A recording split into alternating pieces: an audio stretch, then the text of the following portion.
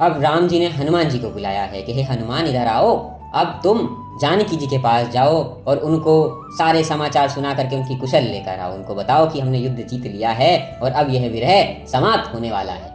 और हनुमान जी प्रभु की आज्ञा मानकर ऐसा ही करते हैं। वो लंका में जाते हैं और लंका में जाते हैं तो सारे राक्षस उनका स्वागत करते हैं, आरती करते हैं। जय श्री राम। दोस्तों, आज हम लोग श्री रामचरितमानस लंका कांड चौपाई नंबर 107 और 108 पे हैं। वो जानकी जी के पास जाते हैं तो जानकी जी पहचानती हैं कि ये तो हमारे प्रभु के दूत हैं और कहती हैं कि हे पुत्र, आओ और कुशल कहो प्रभु श्री रामचंद्र जी की। बताओ कि भैया लक्ष्मण कैसे हैं, सारे वानर सेना कैसी है, क्या हो रहा है युद्ध में।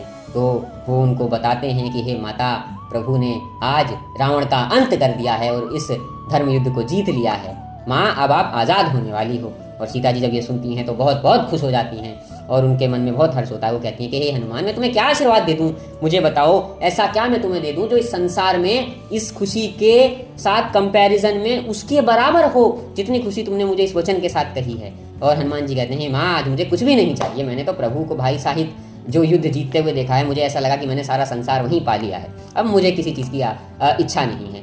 और फिर वो कहती हैं कि अब बस मुझे यहाँ से जल्दी छुड़ा करके कोई भी ऐसा विचार करो कि जिससे प्रभु के दर्शन मुझे जल्दी से जल्दी हो जाएं।